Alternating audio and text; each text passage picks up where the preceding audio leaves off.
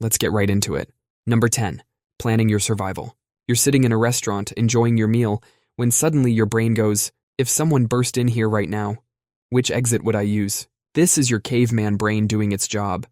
Back when we were running from saber-toothed tigers, the folks who constantly planned their escape routes lived longer than the ones who didn't. And guess whose genes got passed down? Your brain is running a 24/7 survival simulator. Scientists have found that people who regularly think about survival scenarios may have better developed areas in their brain for planning and risk assessment. It's like having a built-in security system that's always running in the background. You start noticing these thoughts in the most random situations, like calculating which of your coworkers you could outrun if zombies attacked during the morning meeting, or figuring out how to turn your office supplies into weapons. That stapler becomes a projectile weapon, and the water cooler becomes an emergency hydration source. These thoughts aren't psychopathic. They're your brain's way of saying, I got your back. It's like having an overprotective friend who's always preparing for the worst. Better to be the person who knows where all the exits are than the one who gets caught off guard. Number 9. Pushing the obvious button. You're walking down a hallway and you see it, a big red button with a sign that says, do not push. And suddenly your brain goes, but what if I did?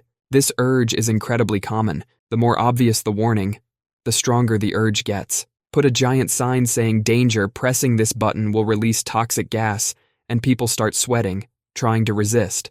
There's a name for this. It's called cognitive reactance. When someone tells you not to do something, your brain instinctively pushes back. It's like your inner toddler throwing a tantrum. Scientists have conducted experiments where they put a big red button in a room. For one group, the button had a sign saying, do not push.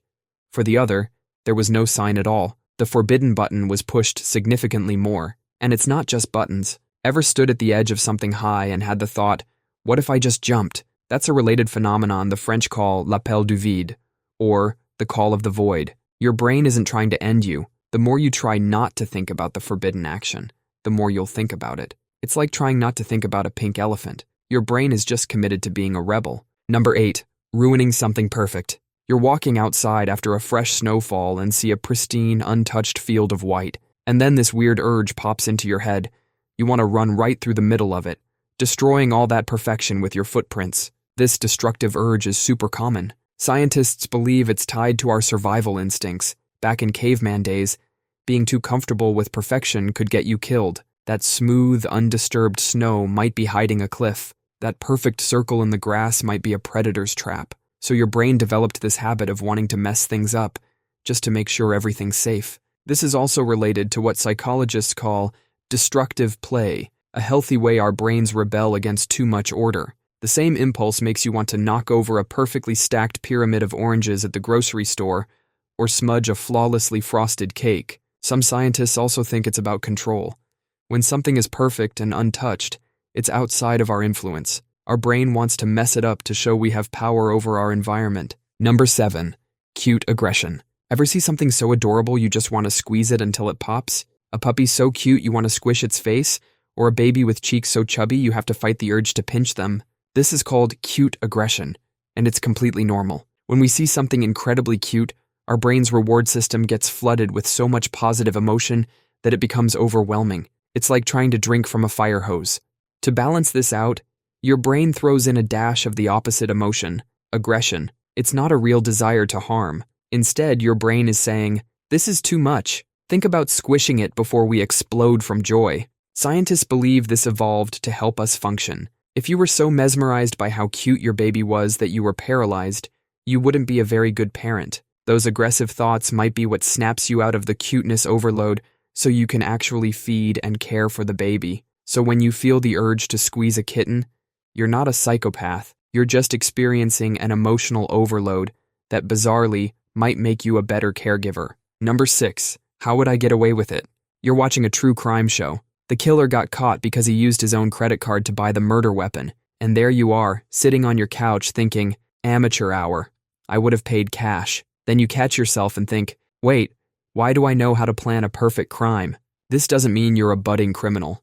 It's just your brain doing what it always does, looking for ways to optimize a process. It's like watching someone play chess badly. Even if you're not a grandmaster, you can spot the obvious mistakes. The same part of your brain that helps you plan a vacation is the one pointing out these criminal blunders. It's actually a sign of strategic thinking. People who actually commit serious crimes often act on impulse. They're not sitting there creating spreadsheets and contingency plans, thinking, I would have worn gloves or I would have disabled the security cameras first. Actually shows you're probably not a psychopath. You're not plotting a crime. You're just being a backseat criminal. Just because you're good at Grand Theft Auto in your head doesn't mean you're going to steal actual cars. Number 5. The funeral laugh trap. You're at a funeral. Everything is quiet and somber. The priest is giving a heartfelt speech. And suddenly, your brain decides this is the perfect time to remember that stupid cat video you saw last week. Now you're sitting there, trying desperately not to laugh, which only makes you want to laugh more. This happens because your brain is short-circuiting from emotional overload. Scientists call this inappropriate effect, or nervous laughter. When you're in a high-stakes emotional situation, your brain can't always process all the feelings properly. So, it glitches. Laughter releases endorphins, and your brain is essentially trying to self-medicate to cope with extreme stress or grief. It's the same reason people sometimes laugh when they're in physical pain or when they receive shocking bad news. Your brain is saying, this is too much to handle, let's turn it into something else. This reaction doesn't mean you're disrespectful or don't care. It often happens to people who are feeling the emotions of the situation most intensely. Your brain is just trying to help you cope, even if its timing is terrible. Number 4. The pointless lie. You're at the store, and the cashier asks if you found everything okay. But instead of saying yes, your brain goes, tell them no. Make up a story about looking for purple artichoke jam for your grandmother's secret recipe. None of this is true. You don't even like artichokes. This urge to tell a small, pointless lie is startlingly common. Someone asks how your day is going, and your brain suggests telling them you just got back from climbing Mount Everest. The dentist asks if you've been flossing, and you want to invent a story about being raised by dental hygienists. Scientists think this might be our brain's way of testing social boundaries, or simply playing what-if scenarios. It's a form of mental doodling. Your mind is crafting a fictional story to see how it feels, with no intention of actually following through. The fact that you recognize this thought as weird and choose not to act on it is what makes you normal. You're not crazy. You're just a human with a brain that sometimes acts like a chaotic storyteller on a sugar rush. Number 3. Opening the moving car door. You're in the passenger seat, cruising down the highway at 70 miles per hour. The wind is rushing past. Music is playing. Then, your brain goes, what if we just opened the door right now? For a split second, your hand might even twitch toward the handle. You sit there thinking, what is wrong with me? But this is a classic intrusive thought, and the vast majority of people experience them. The very fact that this thought freaks you out means you're not a psychopath. A psychopath wouldn't be concerned by a dark thought. Your brain creates these thoughts as a weird way to keep you safe. It's your mind's way of saying, remember this thing that could kill you? Don't do that. Instead of just a simple warning, it shows you a mini horror movie of what could go wrong. Scientists have found that people who are most freaked out by these thoughts are usually the least likely to act on them. It's like how being scared of heights makes you extra careful on a balcony. Your fear is the safety mechanism. Number 2. The kitchen knife freeze. You're in your kitchen, chopping vegetables. You're with someone you love. Your partner, a roommate, a family member. Everything's normal. Then you glance at the knife in your hand, and your brain goes, you could stab them right now. You freeze. You're standing there, holding this knife, wondering why your brain just went full serial killer. This intrusive thought is so common and unsettling that it's frequently studied. It happens because your brain's threat detection system, the amygdala, is overreacting. It sees person I care about, plus dangerous object, and screams, danger. It's not a desire. It's a mangled warning. The more you try not to think about it, the more stuck the thought becomes. It's like trying not to think about pink elephants. The fact that this thought horrifies you is the number one sign you would never do it. People who have these thoughts are actually less likely to be violent because the thoughts themselves are so disturbing to them. Worrying about these thoughts is what proves you're normal. An actual psychopath is too busy doing actual psychopath stuff, like not returning their shopping cart. Number 1.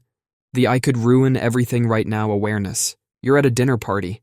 Everyone's having a good time. And then your brain goes, you know what would be wild? If you just stood up and told everyone about that embarrassing thing Sarah did last Christmas. It's that moment you realize you're holding a conversational nuclear bomb, or you're in a dead silent library, and you get the overwhelming urge to just scream. Or you're talking to your boss, and you realize you could, technically, just say, I quit, and walk out forever. You have the power to cause total chaos in any social situation. The awareness of this power can make you feel like a monster, but having these thoughts actually means you're probably a decent person, because the thought is almost always followed by, "But I would never do that because I care about these people and this situation." A real sociopath doesn't have that second thought. They don't worry about ruining things. They just do it. This thought is the ultimate proof of your self-control and empathy. It's your brain running disaster simulations to protect your relationships. So the next time your brain suggests starting a food fight at a wedding, remember, you're not crazy. You're just cursed with self-awareness. That's all for today.